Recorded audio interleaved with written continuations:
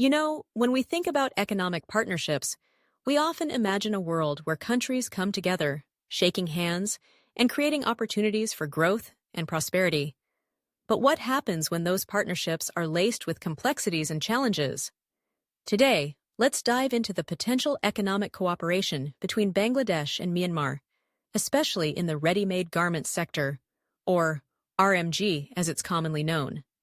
It's a fascinating topic that presents both exciting opportunities and significant challenges. First, let's talk about the opportunities. For Bangladesh, Myanmar could be an attractive partner. Imagine this: a growing economy right next door with improving infrastructure.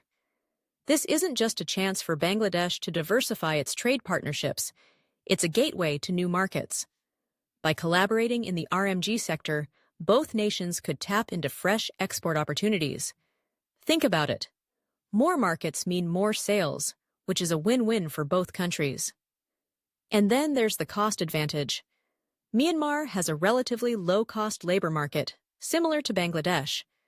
This opens the door for joint ventures that could leverage this cost-effectiveness. In a world where competitive pricing is king, this could be a game-changer, but it's not just about the money, it's about regional stability too.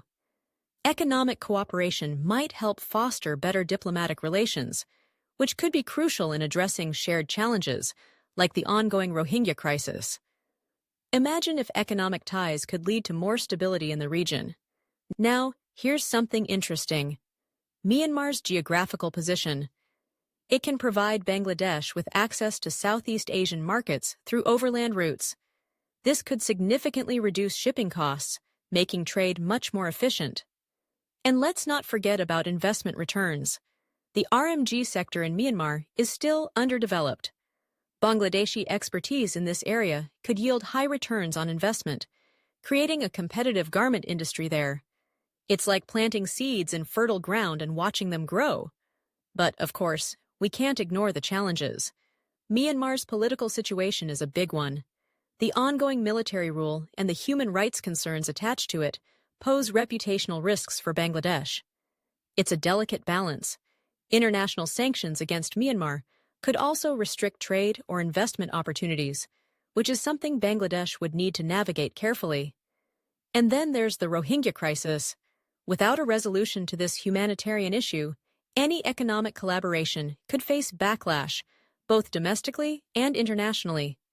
It's a tough spot to be in. Moreover, there's the reality of market competition. Investing in Myanmar's RMG sector might create a competitor for Bangladesh in global markets. It's a double-edged sword that needs careful consideration. Let's not forget about infrastructure and logistics. While Myanmar is improving, its infrastructure is still underdeveloped compared to other Southeast Asian nations. This could lead to increased costs and logistical hurdles that could complicate trade.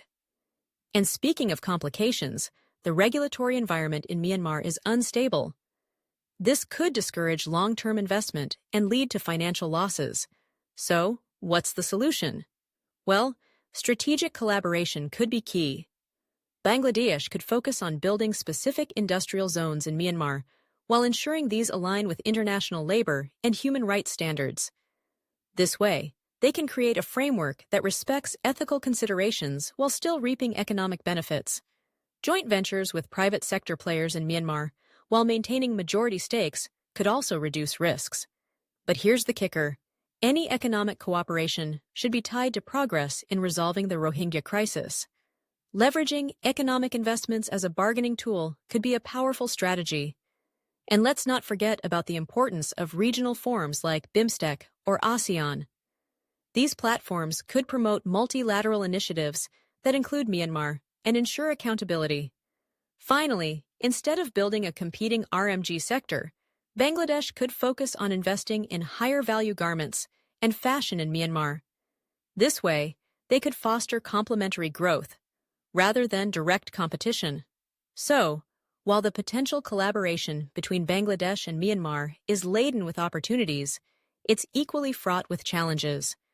It's all about careful assessment, strategic planning, and aligning with long-term national interests. What do you think? Is the potential worth the risks?